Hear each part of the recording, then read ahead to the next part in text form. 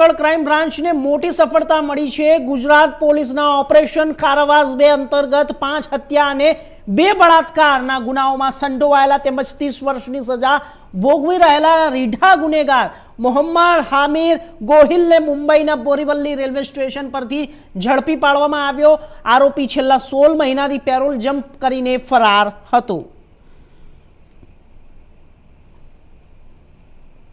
तो आपने जणावी दीए कि जूनागढ़नी अंदर एक मोटू ऑपरेशन अंतर्गत एक रीढ़ा गुनेगार ने झड़पी पाडवामां आव्यो छे।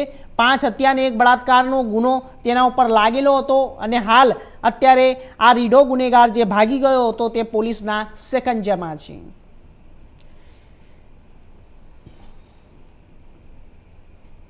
तो आ विषय पर वधु माहिती माटे अमारा संवाददाता जूनागढ़थी जोड़ाई गया छे। भाविक शुं छे आखी घटना तमाम जे अत्यारे हाल सामे आवी रही छे, शुं जानकारी छे आपनी जोड़े? जी ચોક્કસથી જણાવું તો જે રીતે 2007 ની આ ઘટના છે।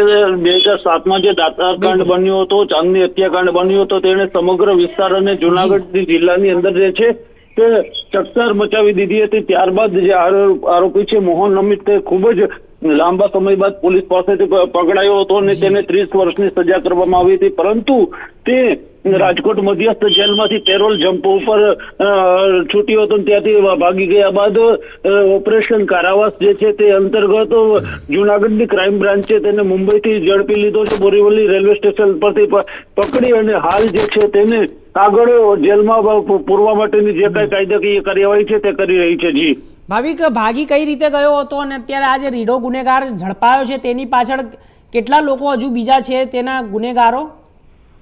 જે ચોક્કસથી જે રીતે વાત કરવામાં આવે તો સમગ્ર બાબતો જે છે હાલ તો પોલીસે તેને ઝડપી અને કઈ રીતે ભાગ્યો હતો, કેટલા હજી સાથે જોડાયેલા છે તે સમગ્ર બાબતે તપાસના ચક્રો ગતિમાન કર્યા છે। પોલીસ સૂત્રોમાંથી હજુ વિગતવાર કોઈ પણ જે બાબતો છે તે હજુ સામે આવી નથી। પોલીસનું કેવું છે કે હજુ અમે તપાસ કરી રહ્યા છીએ અને તપાસના અંતે સમગ્ર વિગતો છે તે મીડિયા સમક્ષ જણાવવામાં આવશે। જી ભાવિક, આપનો ખૂબ ખૂબ આભાર માહિતી આપવા માટે।